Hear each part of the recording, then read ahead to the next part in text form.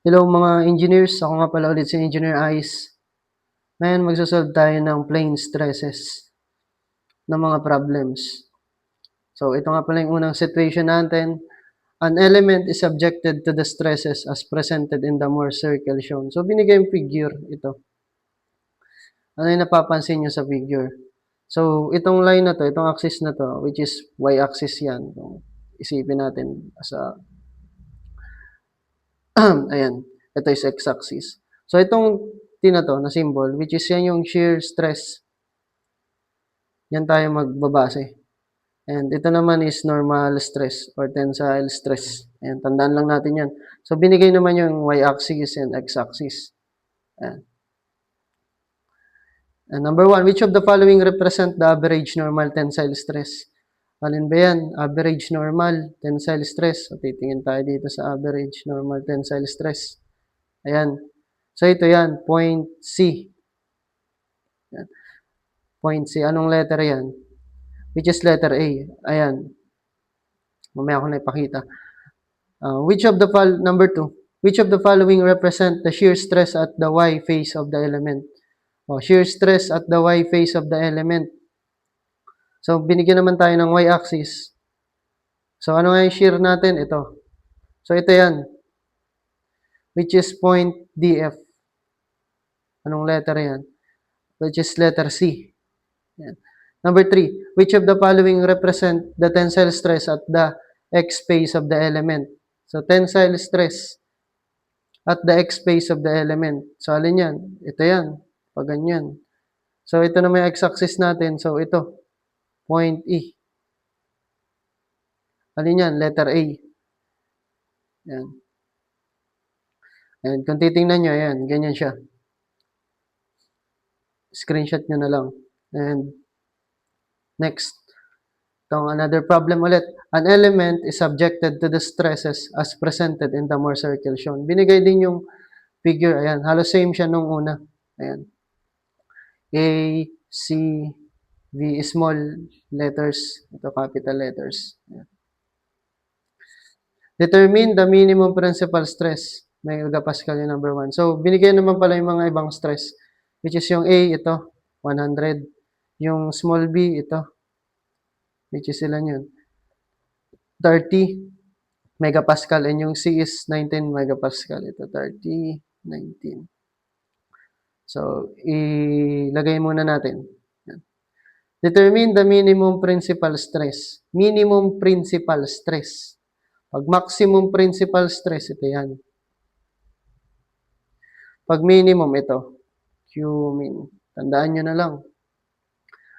For board exam na atake. Yan. And ayan.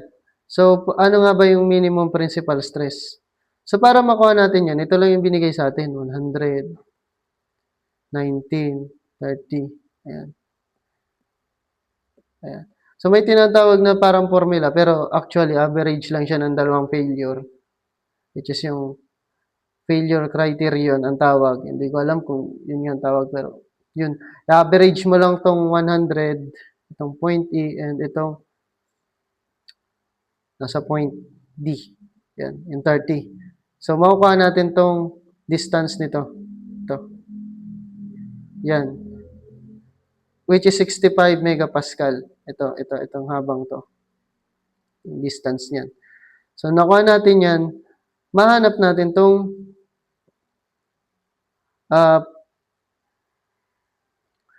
hanapin natin tong Q-min. Ito. Gets? Yan yung gagawin natin. Hanapin natin siya. So, G. Ang ginawa ko dito is, hinanap ko muna itong G. Which is ito. Paano ba yun mahanap? Yung G na yan. So, 65 Z. Ayan. Minus 30. Ito. 65. Ito, 65 minus 30. So, matitira ito. Ito. Point F nga pala yung nailagay ko dyan. Ayan. So, sorry, may mali sa typo error. Yan. So, it is F. Yan. Okay na. F is 35 megapascal. Ito. Ginawa ko muna ng point F. Yan. Kasi minus ko tong 30 dito sa Z. Paano nakuha natin yung Z? Ayan, in-average lang natin yung 100 sa 30. So, F is 35. So, isolate muna natin to. Ito. So, ito siya. Yung F natin is 35 megapascal. Yung G natin, ito. Which is 19. Bakit? Binigay. Yung C is 19. Ayan. Same lang yan ito. Same lang sila niyan. Yung C and C din to. Gets? So, 19. Kikita nyo naman sa figure. And after that, hahanapin natin tong radius. Bakit hahanapin natin yung radius?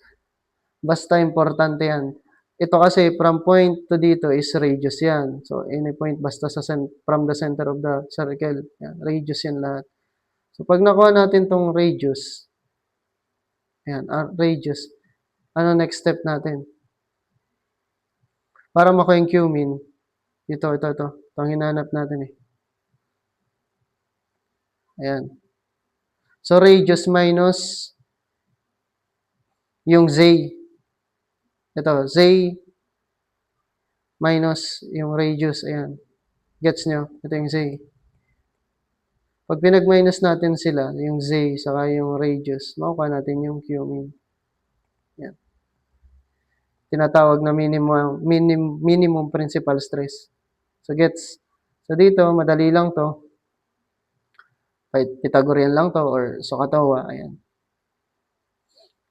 Square root of 19 squared plus 35 squared. Gets nyo na to sigurado kasi. Kung hindi nyo to gets, panoorin nyo yung sa playlist ko dito sa YouTube. MSTC, yung crash course. In-explain ko to. Itong mga basic na to. Ayan. Proceed tayo. R is 39.82. Ito yan. R. So, meron na tayong radius. Ito radius to eh. Diba? Yan. Radius yan. Kahit to, radius din to. Ito, radius din. Basta from the center. Yan. To the face of the circle. 39.82. So, makukuha na natin yung Q-min. So, i-minus lang natin yung itong Z na nakuha natin kanina. 65 minus yung radius. Makukuha natin yung Q-min, which is 25.18 megapascal. And number 2 question, determine the shear stress at failure at the y-axis of the element. So, parang sinasabi yung shear stress daw at the y-axis of the element. So, alin yan? Ito. So, ano yan? Same lang din to dito. So, 19. So, number 2, ang sagot natin is letter D, 19. Number 3. Tama. Determine the maximum shear stress. O, yan yung radius. Pag maximum shear stress, ito yan. Radius din yan. Because, yan.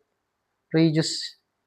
Lagyan nyo na lang tandaan yan. So, radius din yan. Yan yung 39.82 megapascal. Which is letter D. Yan.